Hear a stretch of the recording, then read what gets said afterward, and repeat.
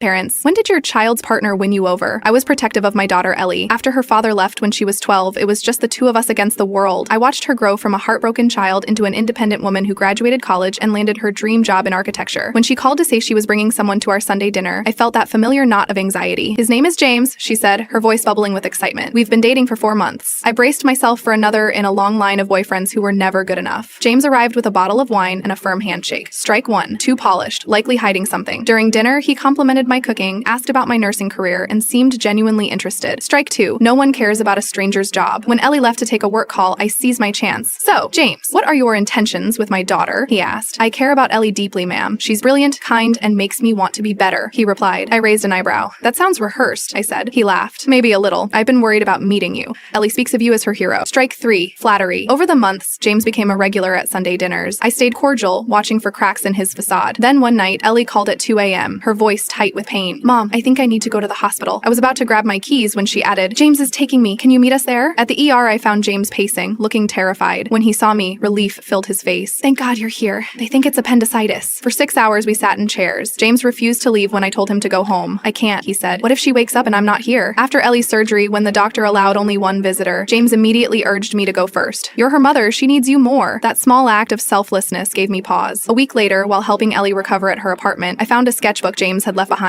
Curiosity got the better of me. Inside were dozens of architectural drawings, buildings, bridges, homes, each beautiful and intricate. But what took my breath away were the notes. Ellie's suggestion for the roof line. E thinks the curved staircase works better. Ellie's solution to the support problem. He wasn't just tolerating her input, he celebrated it. When James came by with soup that evening, I mentioned the sketchbook. His face lit up. Ellie has an amazing eye. She sees solutions I miss. There was no jealousy, only genuine admiration. Still, I kept my guard. Until the anniversary of her father's departure. I always took that day off, but this year, I worked. I called her, worried how she coped alone. When she finally answered, laughter was in the background. Mom, I'm fine. James took the day off. We're at the art museum. Later that night, she sent a photo. James had arranged a scavenger hunt through the museum, ending with tickets to her favorite play and dinner reservations. He recalled a painful day and turned it into joy. The final moment came unexpectedly. I had invited them for dinner, and James arrived early, visibly nervous. I'd like your blessing, he said, showing a ring box. Not permission. Ellie chooses for herself, but your blessing means everything. I opened the box, expecting a flashy diamond. Instead, I found a simple sapphire, Ellie's birthstone, set in a design echoing her first project. I had it custom made, he explained. The band has the coordinates where we met engraved inside. For the first time, I saw him not as a threat to my relationship with Ellie, but as someone who loved her thoughtfully. What took you so long to ask? I said, finally smiling. When Ellie arrived and saw us laughing together, she looked confused. After dinner, as they left, I hugged James for the first time. Take care of each other, I said sincerely. Watching them walk to the car, hands intertwined, I realized something profound. The best partners don't steal our children. They bring a new kind of love to all our lives.